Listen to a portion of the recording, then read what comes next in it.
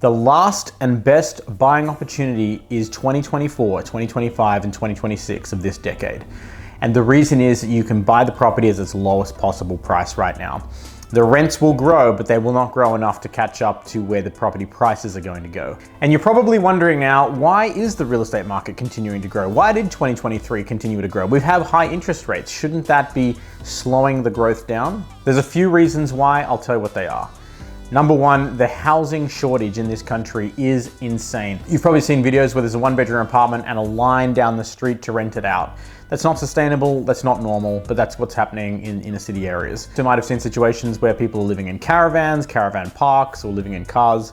This is legitimate. This is happening in Queensland. To add to this situation, to bring 500,000 new migrants into the country. So this is the situation we're in, and the housing market has already received it. And we're expecting another 1 million people to be pushed into Australia to increase these prices even more.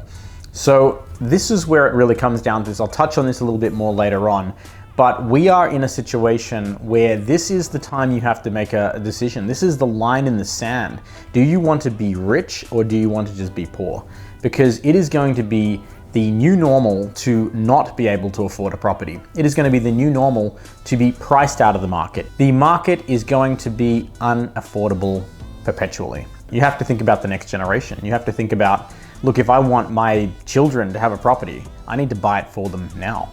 This is essentially where things are at. It's already there. Like, it's Lower North Shore, Mossman, you're not buying in these, the houses are $10 million. You're not buying those houses, it's not happening. So for a normal person, it's just not a possibility. And then we've got to factor in the massive amount of money printing that has gone on in the world from the last 4 years now has been obnoxious in the trillions and trillions and trillions of dollars. It's the crisis economy is what I'm calling it. Basically, we had a crisis in 2020. That crisis went to 2022, then we had a new crisis, we had a war crisis, and now there's another war crisis, and money has to continually just be printed. That's just how it has to be. The money will find its way out of the banks into assets every single time. So you've also got coming into this country, just to add to the people that may compete in the rental market, you've got mega millionaires coming to this country. You've got people who have hundreds of millions of dollars that are coming and buying property. You can read about it, you can see it. There is a lot of money out there.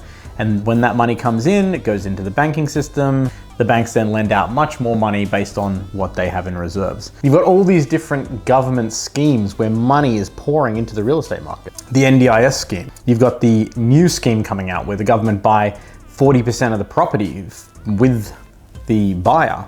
First homeowner schemes that are ramping back up, and building schemes and all sorts of stuff that's going to come out for 2024, 25, and 26. You'll see it all. So all these things are like a symphony together, just brewing. But the crescendo, the absolute apex of all this, is going to be when they bring the interest rates down.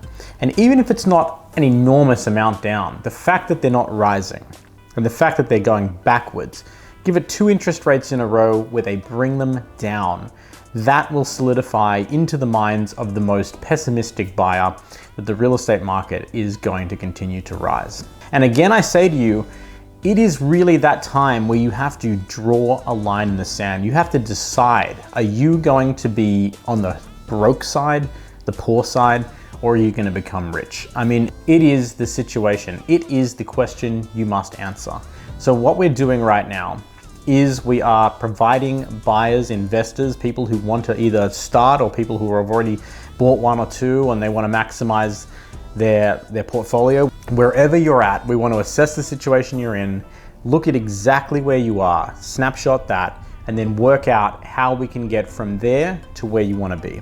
Create a roadmap, like a blueprint, give you a plan from A to B so you can actually get through and achieve your financial goals. So all you have to do from here, it's very simple. Somewhere around the screen, you have a little button you can press. You put your name, your number, and your email address in.